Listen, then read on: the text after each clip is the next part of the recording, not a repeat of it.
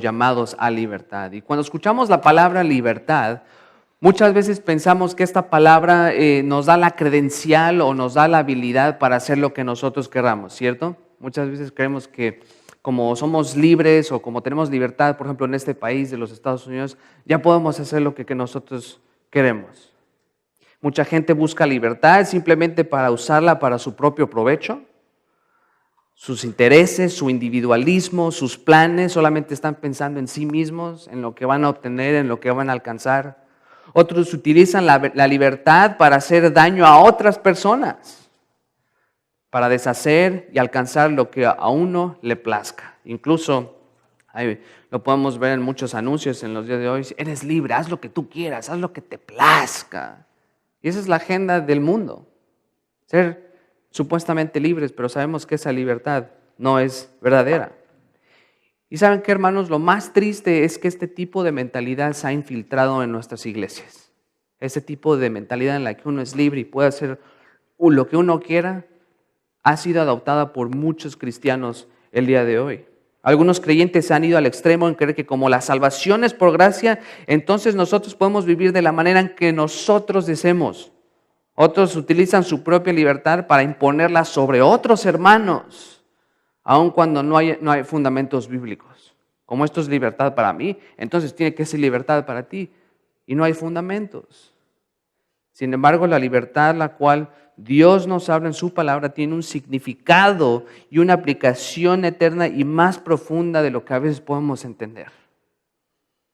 La verdadera libertad solo es recibida cuando Dios, por su gracia, nos llama a ser sus hijos a través del perfecto sacrificio de Cristo. Es solo por gracia que podemos ser verdaderamente libres.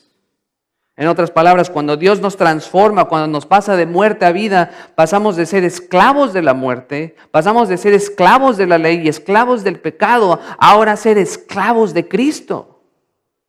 Y ya no vivimos para satisfacer nuestra libertad, nuestros bienes, nuestra carne, sino vivimos ahora para la gloria de nuestro Rey. El ser esclavos de Cristo, el ser hijos de Dios es cuando podemos realmente experimentar la verdadera libertad. Un autor anónimo dice en una página de internet, y cito, la Biblia nos dice que espiritualmente hablando nadie es libre. En Romanos 6, Pablo explica que todos somos esclavos, o somos esclavos del pecado o somos esclavos de la justicia. Aquellos que son esclavos del pecado no se pueden liberar a sí mismo de él, pero una vez que somos libres del castigo del poder del pecado a través de la cruz, nos convertimos en una clase diferente de esclavos y en esa esclavitud que podemos encontrar la paz y la verdadera libertad. Lejos de ser oprimidos, el esclavo de Cristo es verdaderamente libre. Hemos sido liberados del pecado por el Hijo de Dios, quien dijo, así que si el Hijo os libertare, seréis verdaderamente libres.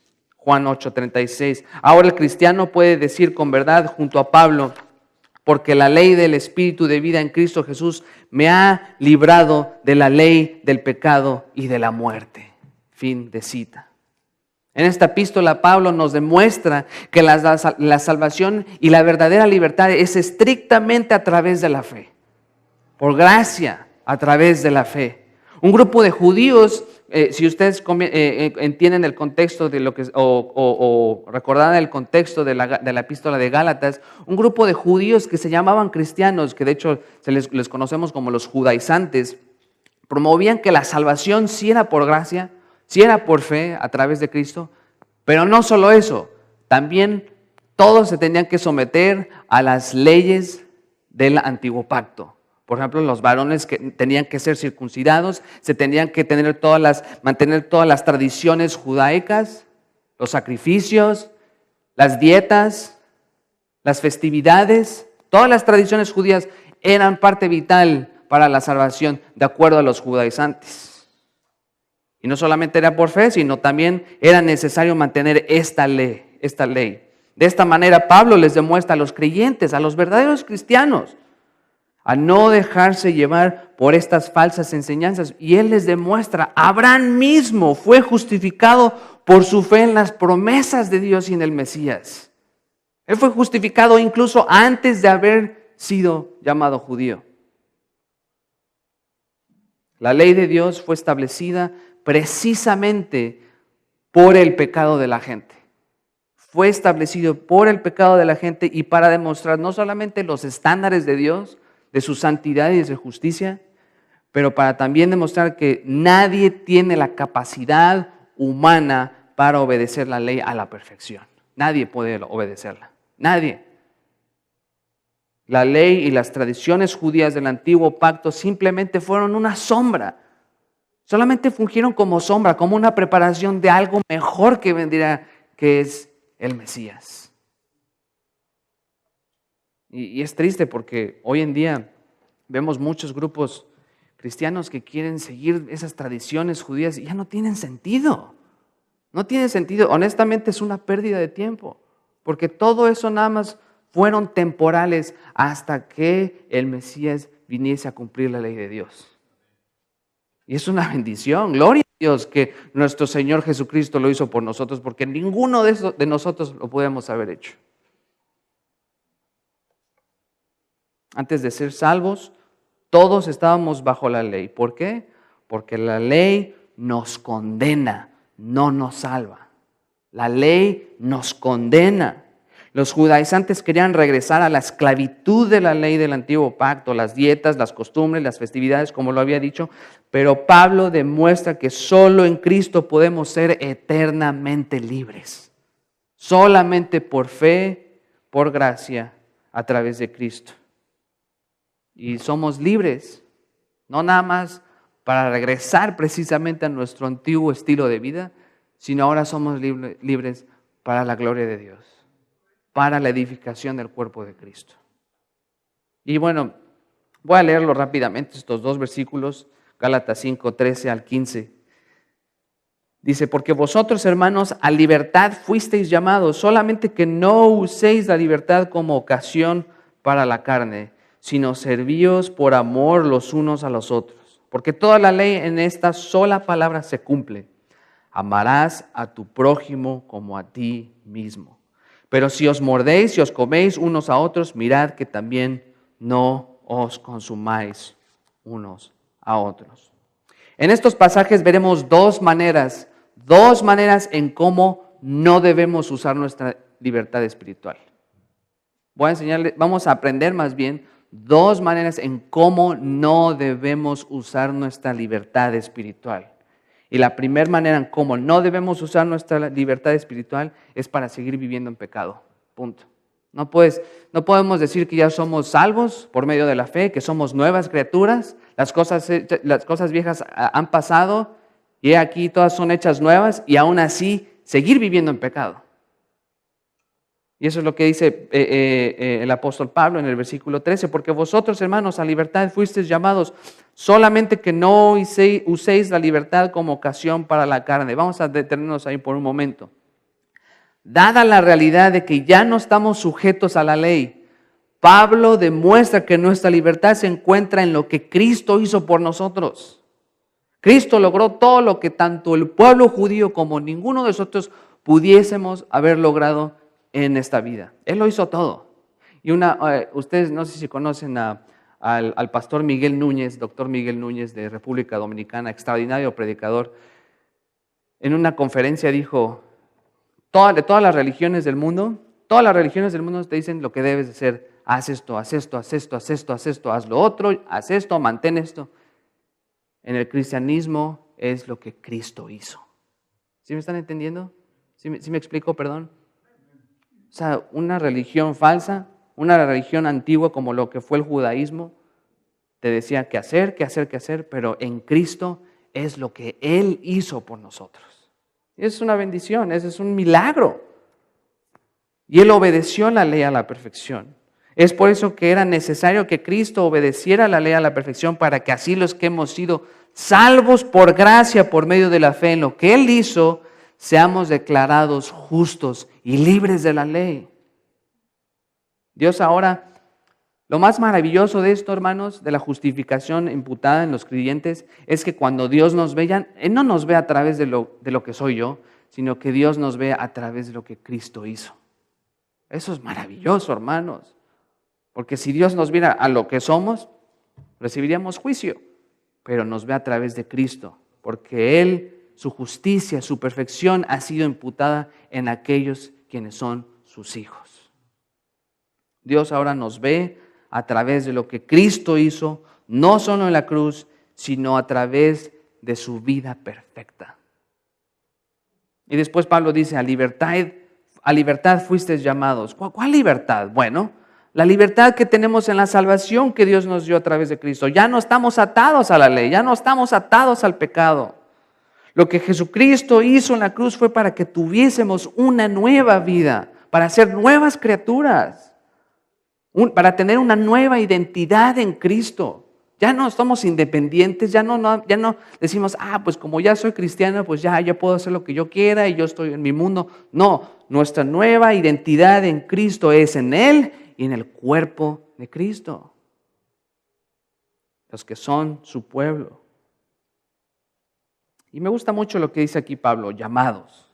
Porque esta palabra llamados en el original griego es muy rica. De hecho, el pastor Henry de Grace, pastor Henry Torlopilo, sugiere que cuando vean esta palabra llamados, la subrayen. Cada vez que la encuentren, subrayenla, porque usualmente no usualmente, sino que esta palabra tiene un contexto muy, muy rico. Y les voy a explicar por qué. En primer lugar, porque demuestra que nosotros, los hijos de Dios, somos los que recibimos la acción de ser llamados. Nosotros somos los que somos llamados por Dios mismo. Esto demuestra que nosotros no fuimos los que buscamos a Dios. Es que yo estuve buscando a Dios por 20 años y no lo encontré. Pues claro, porque Dios es el que te llama, tú no lo puedes encontrar. Dios es el que llama a su pueblo, Dios es el que llama a su gente, a sus hijos. Dios es el que tiene la iniciativa desde el principio hasta el fin. Por eso es triste y a veces un tanto chistoso cuando gente dice, es que yo acepté, yo llamé a Dios. Tú no aceptaste nada. Dios es el que por su gracia te aceptó. No porque teníamos algo especial, sino por lo especial y lo eterno que Cristo hizo. Y en segundo lugar, esta palabra llamados es muy importante, porque esta palabra transmite la idea de ser llamados por nombre. Ustedes que son padres, antes de que incluso sus hijos o sus hijas nazcan, ya las llaman por nombre. Mi hija ya tiene, no tenemos hijos nosotros, pero ustedes antes de que nazca el bebé, ustedes ya saben qué nombre va a ser, ya conocen al bebé, ya le aman. En esencia eso es lo que está diciendo Pablo. Dios, desde antes de la fundación del mundo, Él nos llamó por nombre. ¡Qué maravilloso es eso! Él nos conoce desde antes de que todas las cosas fuesen creadas. Y en este contexto, este tipo de llamado es en referencia a ser llamados con el propósito de recibir un beneficio o experiencia especial. Ahora, entre paréntesis, no se está refiriendo a riquezas, ni a lujos, ni a prosperidad como los que dicen que en Cristo eres rico y puedes hacer todo. No se refiere a eso, sino este llamado, este beneficio y esta experiencia especial es la salvación, hermanos.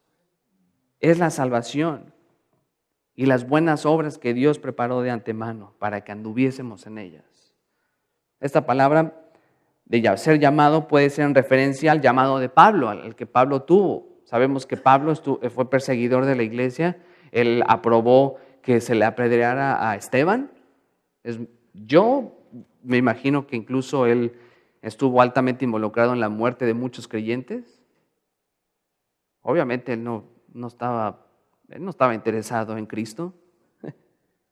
Pero vemos aquí claramente Dios fue el que llamó a Pablo. Y en Gálatas, precisamente aquí en Gálatas 1:15, 16, vemos que dice, pero cuando agradó a Dios que me apartó desde el vientre de mi madre y me llamó por su gracia revelar a su Hijo en mí para que yo le predicase entre los gentiles. Aquí vemos que es esa palabra. Dios conoció a Pablo desde antes de la fundación del mundo, lo preparó desde el vientre de su madre. Asimismo, tanto en Romanos 1:1 como en 1 Corintios 1:1, Pablo en su salutación demuestra que Dios fue quien lo llamó a ser apóstol de Cristo. Dios es el que tuvo la acción. Él no se promovió, él no dijo voy a levantar la mano y llenar una tarjetita y decir yo voy a ser apóstol del Cristo. No, Dios lo llamó. Dios lo llamó a servirle. Asimismo, este tipo de llamado, como lo venimos diciendo, es cuando Dios nos llama no solo para salvación, sino para vivir en obediencia. Por ejemplo, no necesitan ir ahí. Primera de Timoteo 6:12, pelea la buena batalla de la fe, echa mano de la vida eterna, a la cual así mismo fuiste llamado, habiendo hecho la buena profesión delante de muchos testigos. Y un pasaje que es maravilloso y confirma lo que venimos diciendo, Romanos 8:29-30. Porque a los que antes conoció también los predestinó para que fuesen hechos conformes a la imagen de su Hijo, para que Él sea el primogénito entre muchos hermanos. Y a los que predestinó, a estos también llamó. Y a los que llamó, a estos también justificó. Y a los que justificó, a estos también glorificó. ¿Ustedes creen que es una coincidencia todo esto, hermanos? Dios nos llama con un propósito, la salvación. Y para que vivamos en obediencia delante de Él. No nos llama para que sigamos viviendo como vivíamos antes. Otro texto, 1 de Pedro 2, 9, 11, más vosotros sois linaje. Y esto se lo está diciendo a cristianos, hermanos. Esto se lo está diciendo a la iglesia, a los esparcidos, judíos, pero también gentiles. Más vosotros sois linaje escogido, real sacerdocio, nación santa, pueblo adquirido por Dios para que anunciéis las virtudes de aquel que os llamó de las tinieblas a luz admirable. Como podemos ver, el llamado que todo creyente ha recibido ha sido con un propósito, para ser salvos, para ser libres espiritualmente y para ser esclavos de Cristo. A veces en nuestras mentes esto de ser esclavos del pecado para ser ahora esclavos de Cristo como que se ve un tanto como contradictorio, pero no lo es, porque realmente pasamos de ser esclavos a la muerte, esclavos de la podredumbre, a ser ahora esclavos e hijos de nuestro Rey y Redentor. Y eso es cuando podemos realmente experimentar el llamado a la libertad. Hemos sido llamados para que esa libertad la usemos para la gloria de nuestro Dios. Dios no nos llamó solamente para salvación, sino también para que vivamos en obediencia, como lo venimos diciendo. Por lo tanto, la libertad que tenemos no debemos usarla para nuestro beneficio y nuestra propia comodidad, sino para la gloria de Dios. Y vamos a ser honestos, muchos de nosotros caemos en ese error. Pues es que como soy salvo por gracia y pues soy libre, pues voy a vivir tranquilo, no quiero que me molesten, no quiero involucrarme con nadie, yo quiero vivir solo, casi como en una cueva. Pero no es así. Dios rompió las cadenas del pecado a través de lo que Cristo hizo para que de esa manera viviésemos para su gloria y su honra. Y no para vivir para nosotros mismos, sino para la exaltación del nombre de nuestro Señor. Y una manera en cómo se ve que algunas personas quieren seguir viviendo en pecado es satisfaciendo la carne, y eso es lo que Pablo dice, solamente que no uséis la libertad como ocasión para la carne. Vamos a parar ahí. Muchas veces en nuestra salvación, y vamos a ser honestos, muchas veces en nuestra salvación la vemos como si fuera licencia para seguir viviendo de la misma manera en como vivíamos antes. Y ya estamos acariciando ciertos pecados a los que nos entreteníamos antes de ser creyentes y decimos, pues es que como soy salvo y como soy salvo por gracia, pues entonces puedo vivir como yo quiera. Pues soy salvo, nadie me va a arrebatar de la mano de Dios, ¿cierto? Señor, tranquilo, no podemos seguir viviendo así. Nuestra salvación jamás fue otorgada, jamás se nos dio para que siguiésemos viviendo de la misma manera en como vivíamos antes. Y esta palabra carne obviamente demuestra que es el elemento corrupto de la naturaleza humana, su apetito, y son las cosas que no le agradan de Dios, es toda la podredumbre que sale de nuestros corazones. Nuestro llamado a la libertad ya no es para vivir en la carne, sino para vivir en adoración a Dios. Y Pablo es claro en Romanos 6, 1, 4 cuando dice, ¿qué pues diremos? ¿Perseveraremos en el pecado para que la gracia abunde? En ninguna manera. Hermanos, esta palabra cuando dice en ninguna manera, en el griego original es la manera más fuerte de decir algo negativo. De ningún modo, es imposible que nunca se cumpla. Ni siquiera debe haber la posibilidad o probabilidad de que pensemos de esa manera. En ninguna manera, en lo absoluto. Y continúa diciendo Pablo, porque los que hemos muerto al pecado, ¿cómo viviremos aún en él? ¿O no sabes que todos los que hemos sido bautizados en Cristo Jesús, hemos sido bautizados en su muerte, porque somos sepultados juntamente con Él para muerte por el bautismo, a fin de que como Cristo resucitó de los muertos por la gloria del Padre, así también nosotros andemos en vida nueva? La palabra de Dios nos demuestra que nuestra nueva vida es ahora en Cristo. Hemos sido bautizados en Cristo, formando así parte del cuerpo de Cristo, el cuerpo universal de cristianos, el pueblo de Dios, la iglesia. Y de esta manera nuestro propósito y nuestro deseo siempre debe ser de vivir en fe, en obediencia y en amor, no solamente a nuestro Dios, sino también a nuestros hermanos. Y de alguna manera, bueno, en los versículos 16 en adelante vemos el contraste que hay entre las obras de la carne y el fruto del Espíritu. Y de alguna manera Pablo anticipa lo que va a decir en el versículo 13. Uno como hijo de Dios ya no vive buscando los deseos de la carne, sino que en su nueva vida en Cristo el creyente busca andar en el Espíritu. O sea, y vean el versículo 16 de Gálatas 5. Digo pues, andad en el Espíritu y no satisfagáis los deseos de la carne. Esta frase, hermanos, cuando dice y no satisfagáis los deseos de la carne, es una idea similar a lo que dice Pablo, de ninguna manera. Porque aquí está diciendo, ni siquiera debes de tener la posibilidad o la probabilidad de incluso pensar en llegar a satisfacer tu carne. Pero ¿saben qué? Vamos a ser sinceros. A veces cuando estamos solos, cuando estamos con una persona que no nos agrada, cuando estamos en una situación medio tranquila, empezamos a pensar, pues es que si peco ahorita no va a pasar nada. Pero aquí Pablo nos está diciendo, y nunca jamás tengas la posibilidad de satisfacer los deseos de la carne. ¿Por qué? Porque somos libres del pecado. Y hemos sido librados. Y el creyente busca andar en el Espíritu. Ahora, ¿qué es andar en el Espíritu? Yo sé que me estoy yendo un poquito más hacia el versículo 16, pero es más que nada para ver todo lo que es el contexto general. ¿Qué es andar en el Espíritu? ¿Acaso es orar a Dios llorando y pidiéndole que caiga fuego del cielo? ¿O ponerme en un closet a hablar cosas extrañas? ¿O ponerme a bailar? No. El andar en el Espíritu es vivir en obediencia a la palabra de Dios. El andar en el Espíritu es buscar al Señor con todos nuestros corazones para estar más cerca de Él. Y eso es lo que me encanta, como incluso el salmista en Salmo 119, cuando dice, en mi corazón he guardado tus dichos para nunca pecar contra ti. Y es la misma idea, buscar a Dios para no pecar contra Él, para obedecerle, para estar más cerca de Él.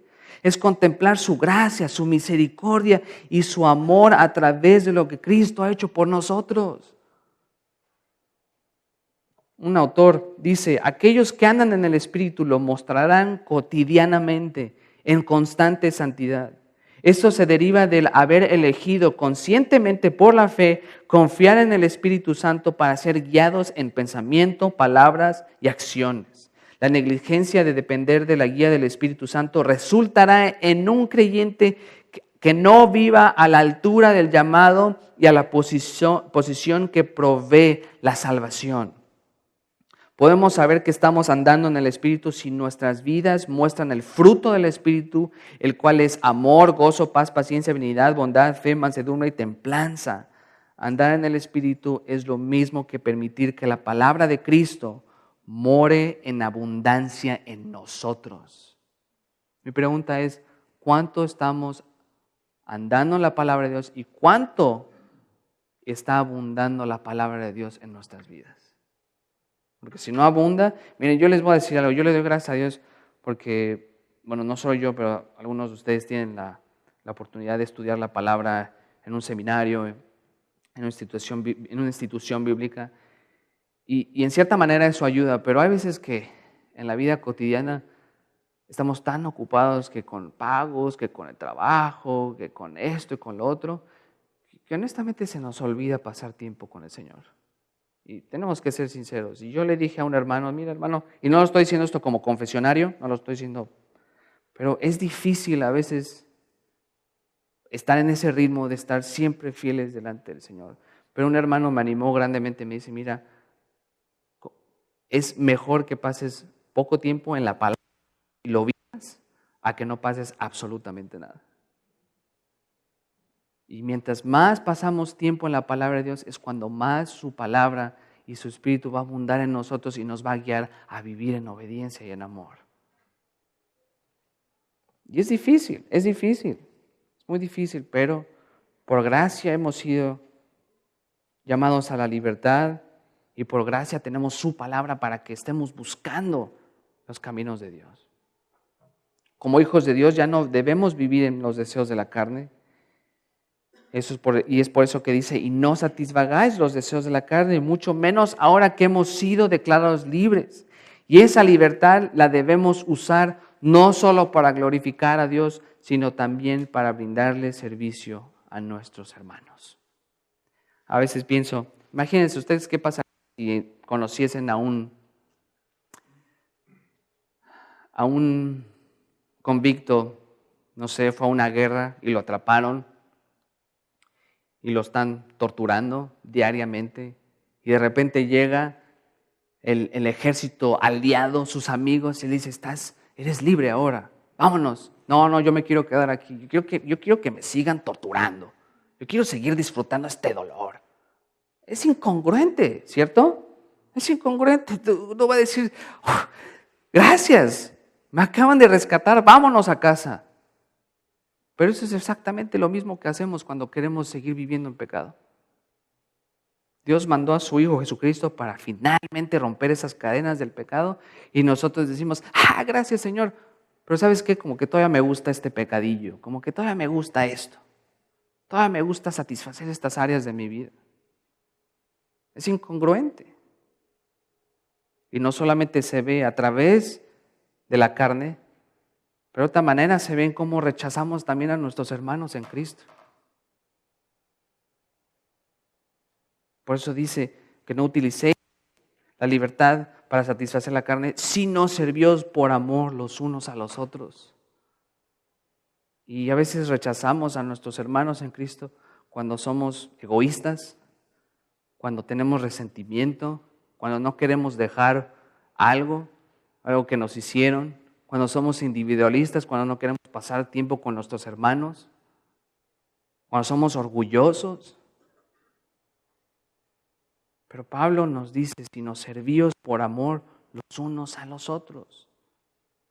Servimos, yo les voy a decir algo, hermanos, a veces los momentos más maravillosos que tanto mi esposa como yo y otros hermanos tenemos dentro de la iglesia es cuando el Señor nos da la oportunidad de servirnos mutuamente. Es maravilloso, hermanos, porque ya no estás pensando en ti mismo, sino estás pensando en el pueblo de Dios. Y es una manera muy práctica y muy bella que Dios utiliza para que de esa manera también no tengamos de pensar en nuestra carne. Es muy práctico.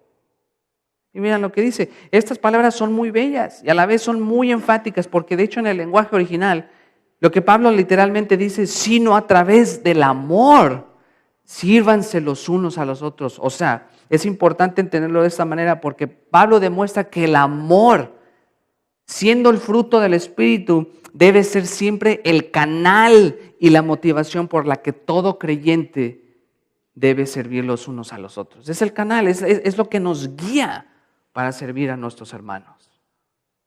El amor es un resultado inmediato de nuestra verdadera libertad en Cristo.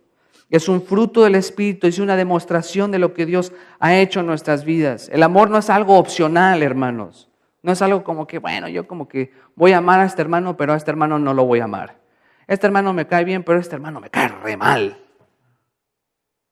Voy a pasar tiempo con este hermano porque yo me identifico con él, pero con esta hermana no, porque nada más no. No es algo opcional o algo esporádico, sino que todo creyente debe ser caracterizado por su amor tanto por Dios como para todos los demás. Y ojo, no nada más a los creyentes, sino incluso también a nuestros enemigos. Y honestamente es triste cuando a veces he escuchado personas creyentes, al menos lo dicen de esa manera, cómo se expresan de otros hermanos en la fe, y es realmente triste. Dicen, esta persona cómo la odio. ¿Cómo que la odias? Si es tu hermano en la fe. Es que esta persona ya no la soporto. Bueno, si realmente eres salvo y esta persona le salvo, vas a pasar la eternidad con esa persona. ¿Cómo podemos rechazar a aquellos quienes son salvos también por gracia? Que somos el cuerpo. ¿Tú odias tu brazo? Vas a decir, no, ¿sabes qué? Hoy me desperté y este brazo ya no lo necesito y me lo voy a cortar. O me voy a cortar esa. ¿Ustedes harían eso? En esencia, eso es lo que hacemos cuando hay divisiones dentro de la iglesia. Porque todos somos parte del mismo cuerpo que es el cuerpo de Cristo. Y si somos salvos por gracia, entonces ese fruto, el primer fruto inmediato del Espíritu es amor. Y es por eso que más adelante Pablo comienza con amor. Y miren, escuchen, esta palabra servíos es importantísima, porque esta palabra no es una sugerencia, no es una opinión, no está diciendo, se me hace que sería bueno que sirvas a tus hermanos. Cuando tengas tiempo, hermano, te sugiero que vayas y le ayudes a tu hermano, que le sirvas. No, este es un mandato que debe de ser llevado continuamente. El amor debería llevarnos a servir tanto a Dios como a otros miembros del cuerpo de Cristo. No nada más una vez, ni dos veces, sino que nuestra vida debe ser caracterizada en nuestro servicio por los hermanos en Cristo. ¿Saben? Me da mucha tristeza cuando estoy por ejemplo, en la iglesia de Grace, o por ejemplo estoy en la iglesia allá en México y veo que personas llegan a la iglesia y literalmente parece iglesia católica. Llegan, escuchan el sermón y se van. Llegan, escuchan el sermón y se van. No están involucrados con los hermanos, no están involucrados con nadie les conoce, ni siquiera saben qué les gusta, no saben incluso sus apellidos, y creen que porque nada más van a la iglesia, ya estoy cerca de Dios. No, hay que servirse mutuamente. Dios no nos llamó para salvación para ser independientes. Dios nos llamó para ser el cuerpo de Cristo, ser la iglesia, y nos necesitamos los unos a los otros. Muchas veces fallamos en servir a nuestros hermanos precisamente por falta de amor. Y miren, hermanos, hay personas dentro de la iglesia, hermanos creyentes, que sí, algunos son un poco más difíciles de soportar que otros, la verdad. Y a veces nosotros mismos nos volvemos un tanto arrogantes que les damos un hard time a otros hermanos. A veces somos difíciles también nosotros mismos. Pero eso no debe ser excusa para rechazar a nuestros hermanos. Esa no debe ser una razón para decir, ya no voy a servirte o amarte. Al contrario, esa debería ser una manera muy bella para estar más cerca. Porque muchas veces estamos pensando más en nuestra libertad, en nuestra carne, en lo que podemos hacer, y lo último que pensamos es en el bienestar y en las necesidades de otros hermanos. Entonces hay que tener cuidado, hermanos, de no ser individualistas cuando somos llamados a libertad, de no vivir en la carne y no rechazar a nuestros hermanos. Y otra manera en cómo no debemos utilizar nuestra libertad, este es el segundo punto, nuestro segundo punto que es una manera en cómo no usar nuestra libertad. El primero, para seguir viviendo en pecado, y el segundo es para ignorar la ley de Dios. Dios no nos dio la libertad para ignorar la ley moral de Dios, la ley moral de Dios. Ahorita les voy a explicar. Versículo 14, porque toda la ley en esta sola palabra se cumple: amarás a tu prójimo como a ti mismo. En estas palabras, Pablo claramente hace eco a lo que Jesús dijo en Mateo 22, 34, 40, demostrándole a los fariseos. Si ustedes recuerdan, los fariseos, lo único que eran buenos los fariseos eran para fastidiar a la gente. Eran buenos para fastidiar a la gente, para aprovecharse de la gente y para nada más fastidiar el ministerio de Jesús, que sabemos que fue parte del plan de Dios. Pero en esta sección, los fariseos estaban queriendo probar a Jesús. Y sabemos que le preguntan, ¿cuál es el mandato más grande? Y Jesús les responde. Miren, si quieren ir ahí a Mateo 22, 34, 40.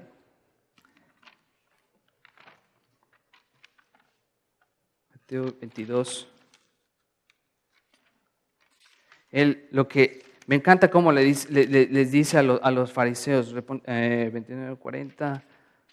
De hecho, vamos a leer un poquito antes.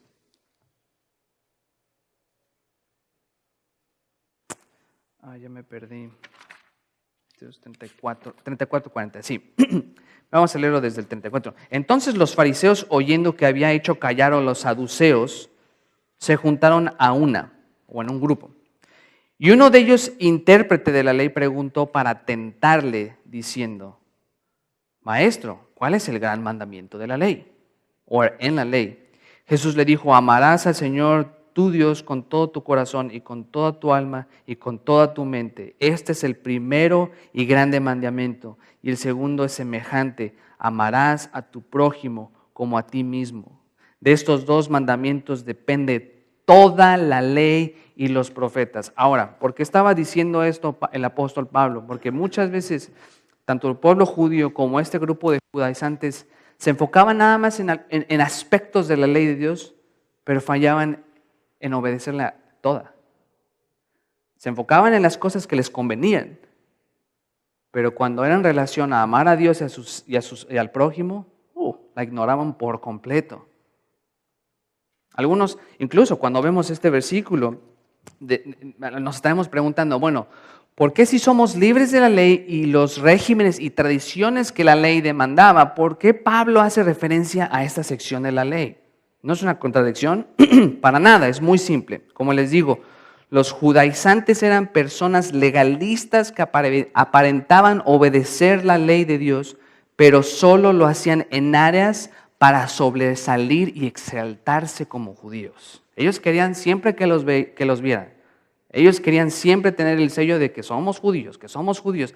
Ellos nada más querían ser exaltados. Como lo habíamos dicho, ellos querían que aún siendo cristianos, los varones creyentes se sometieran a la circuncisión, además de todas las tradiciones de la ley mosaica. Sin embargo, como lo dije anteriormente, los judaizantes mismos pecaban en lo siguiente: querían obedecer partes de la ley, pero ignoraban los mandamientos más importantes, que eran amar a Dios y amar al prójimo. Qué padre, ¿no? Pues voy a obedecer un par de mandamientos, pero incluso Jesús a los fariseos les dice: no, estos son los más grandes mandamientos. Y ellos los ignoraban continuamente. Por lo tanto, ellos mismos demostraban su incapacidad, los judaizantes demostraban su incapacidad de obedecer la ley a la perfección. No podían. Al querer seguir sujetos a la ley, ignoraban la libertad espiritual que existe a través de lo que Cristo hizo, ya que Él es el único que nos da la oportunidad de obedecer los mandamientos de Dios. Solamente en Cristo es cuando podemos amar a Dios, podemos amar a nuestro prójimo. Sin Cristo no podemos hacer nada de eso, hermanos. Es solamente a través de Cristo que podemos amar a nuestro Señor con todo nuestro corazón. Y es solamente a través de Cristo que podemos amarnos mutuamente. Y eso es por eso que a veces es interesante que hayan hermanos que no demuestran amor por otros hermanos. Es incongruente. Si estamos en Cristo y seguimos atados a la ley y al pecado, no podremos saber lo que es amar a Dios ni amar a nuestro prójimo. Pero si estamos en Cristo, es ahora cuando en nuestra nueva naturaleza podemos obedecer a Dios y sus mandamientos. Y cuando digo mandamientos, obviamente nos referimos al decálogo o a la ley moral de Dios, amar a Dios, amar a nuestro prójimo, no codiciar. Y todo eso es gracias a lo que Cristo ya hizo. No significa que nosotros estamos sujetos a esa ley, pero gracias a lo que Cristo hizo, ahora lo hacemos naturalmente. ¿Sí me estoy explicando? Es diferente cómo la ley fungía en el Antiguo Testamento, era un poquito más, era algo más cultural, la gente estaba requerida a obedecer cada uno de los mandamientos. Hoy en día ya no lo hacemos como iglesia, ¿por qué? Porque Cristo ya lo hizo por nosotros. Y como resultado, si somos hijos de Dios, ¿qué va a pasar? Vamos a amar a Dios, vamos a amar a nuestro prójimo, no vamos a codiciar, no vamos a matar, no vamos a mentir. ¿Me explico? ¿Sí me explico? ¿Sí se entiende? Ok. Gracias a Dios, gracias a Dios.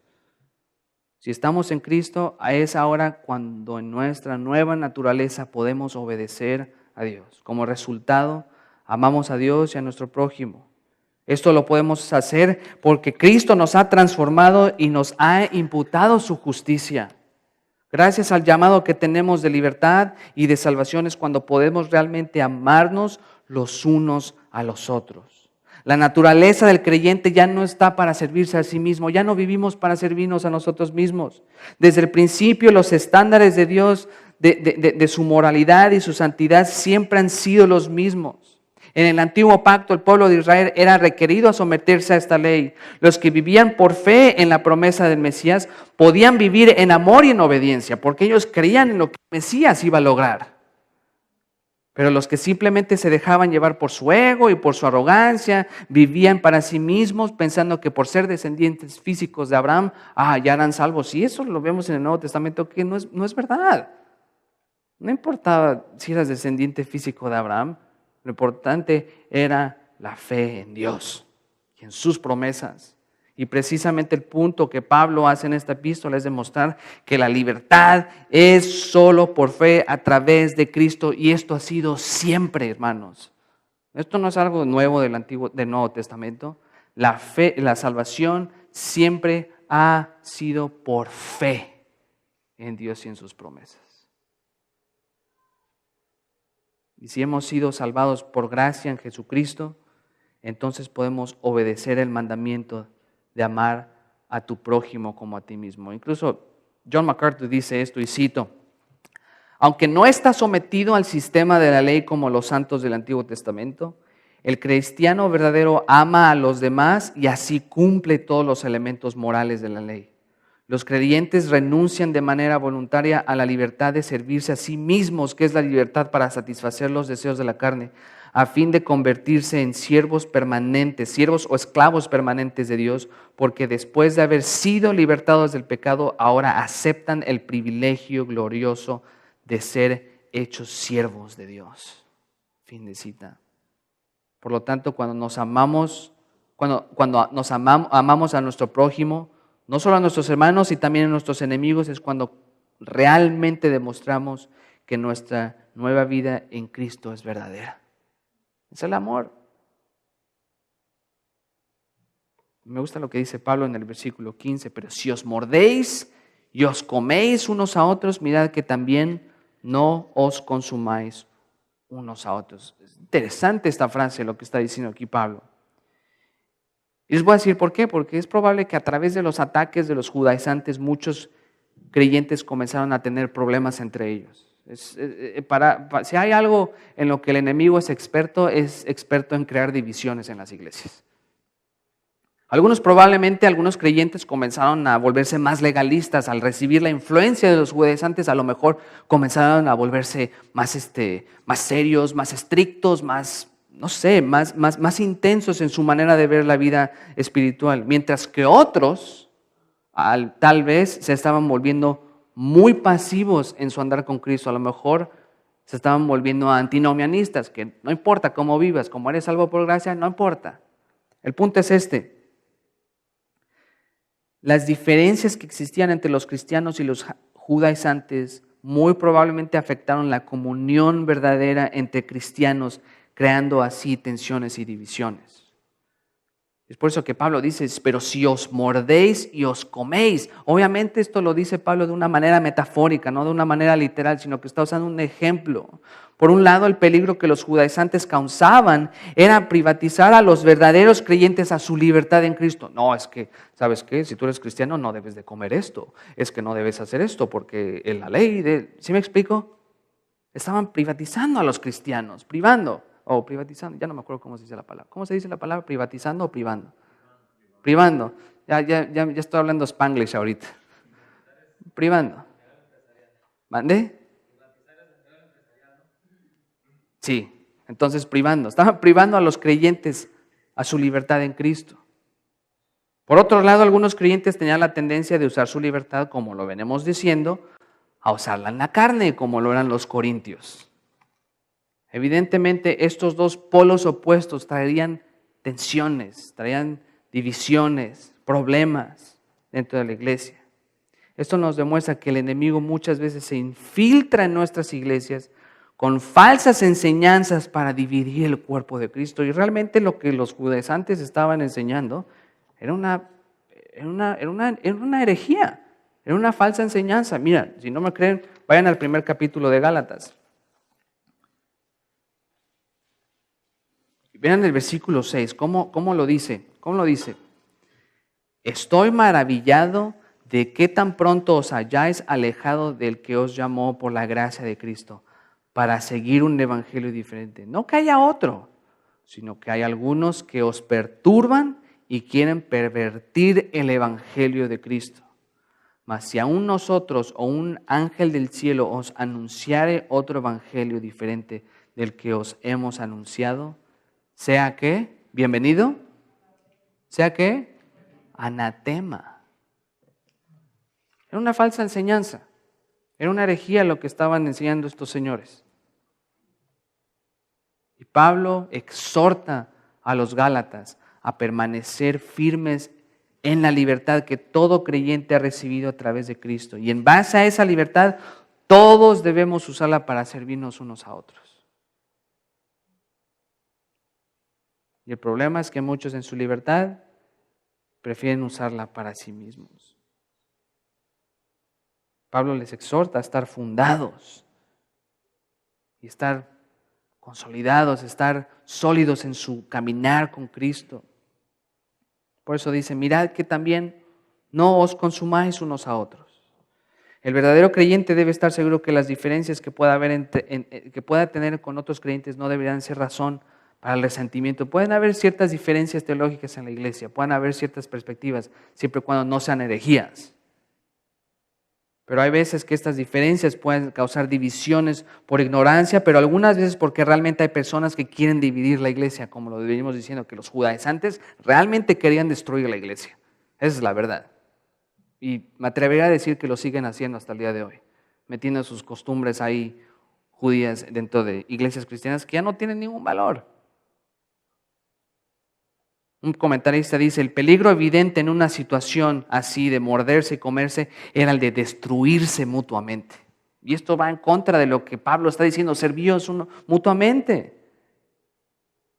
El problema es que ellos se podían destruir mutuamente. Sigo citando, cuando las contiendas entre hermanos persisten, la ruina de la iglesia se produce. Las contiendas y conflictos impiden la comunión con Dios y por tanto sus bendiciones. Otro comentario dice, los pleitos podían ser por parte de los judaizantes y sus seguidores. Esto no es un ejemplo de hermandad cristiana, al contrario, se estaban destruyendo unos a otros. Era un desastre lo que estaba sucediendo aquí. Por lo tanto, lo que Pablo estaba lidiando con los Gálatas es exactamente el peligro que muchas iglesias tienen hoy en día. Usan su libertad para los celos, las contiendas, la arrogancia, para el personalismo, el individualismo, queriendo ser independientes porque lo único que piensan es en sí mismos.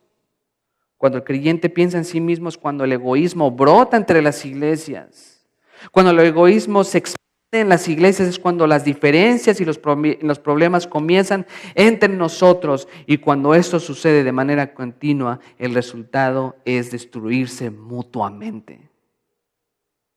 Y literalmente eso es lo que significa esa palabra consumir, es destruirte, o sea, hablar mal de una persona y de otra.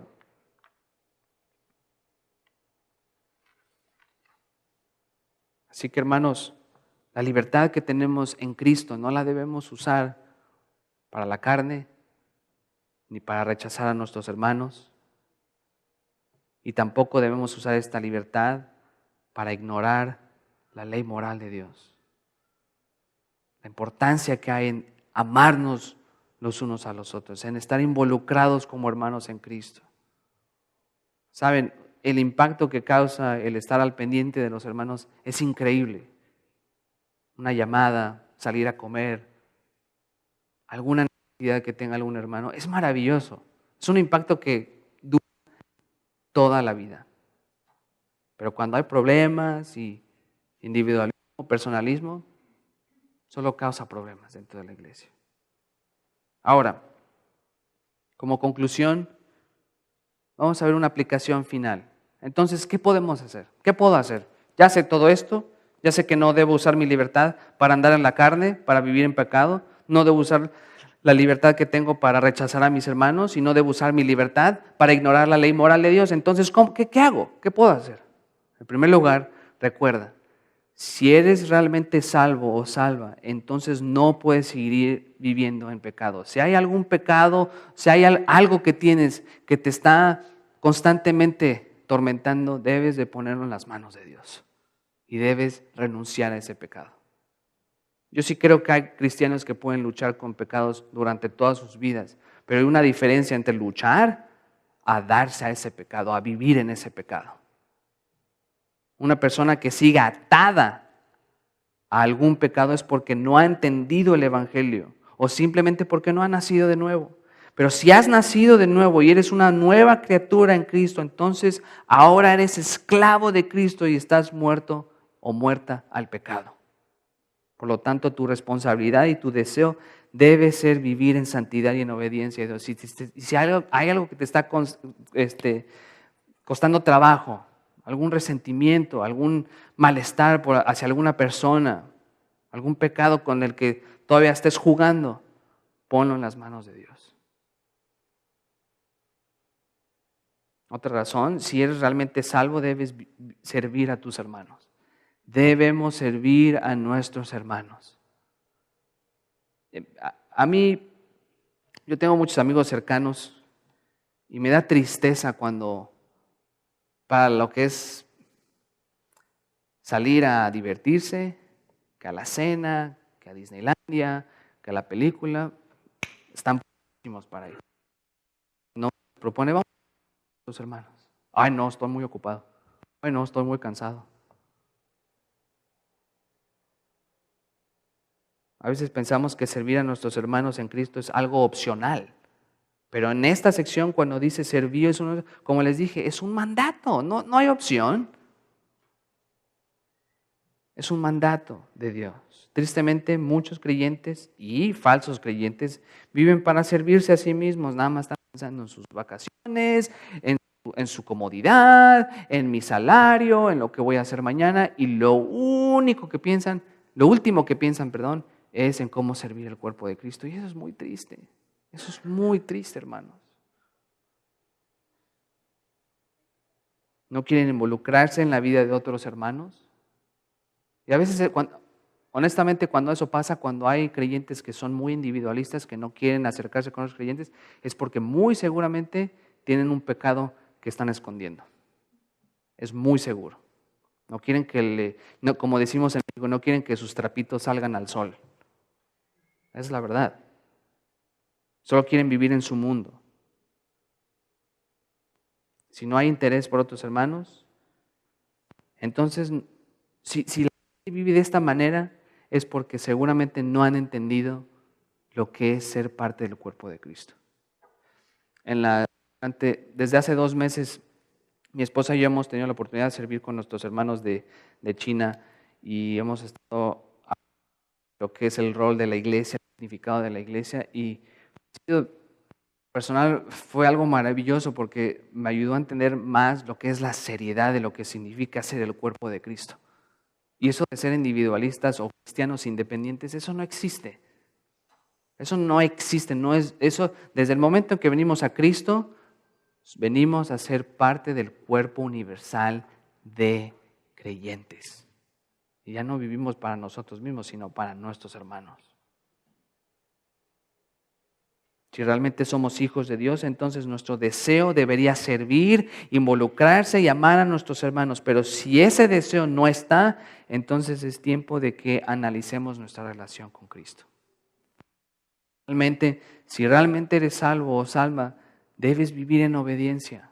A veces, como les digo, enfatizamos tanto la gracia y la fe y todo, que se nos olvida que la obediencia es parte vital del creyente. Y una de las razones por las que el pueblo de Israel fue constantemente puesto a prueba y a juicio fue precisamente por su falta de obediencia.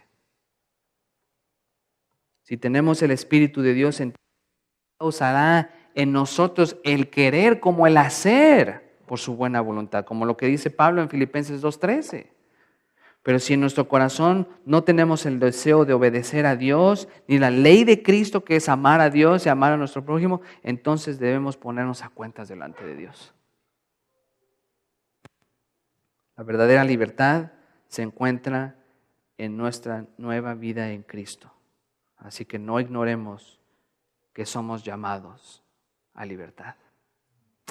Padre Santo, te damos gracias por el maravilloso trabajo, obra que tu Hijo Jesucristo hizo en la cruz del Calvario. Porque si no fuera por tu gracia, por tu bondad, por ese plan perfecto de redención, Señor, estaríamos condenados eternamente. Estaríamos atados a la ley, estaríamos atados al pecado. Pero Señor, por tu gracia nos has dado una nueva vida y Señor, queremos usarla para tu gloria. Queremos usarla para el servicio de nuestros hermanos.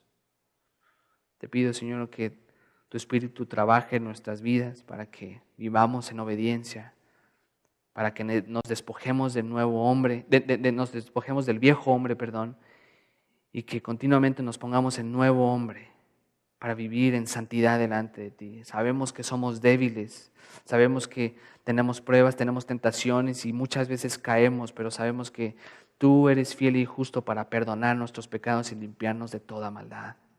Y Señor, te pido que nos des la fortaleza, porque aunque somos débiles, en ti somos fuertes. Ayúdanos a amar a nuestros hermanos, así como tú, Señor, amaste a tu iglesia. Por favor, Padre Santo, ayúdanos a obedecer tu palabra, porque si queremos ser felices, entonces debemos obedecerte. Gracias, Señor, por tu palabra, por este bello grupo de hermanos, y te pido que estas palabras del apóstol Pablo, que son tus palabras, las podamos aplicar en nuestras vidas a través de esta semana, a través de estos meses y a través de nuestra vida en esta tierra. En el nombre de tu Hijo Jesucristo. Amén.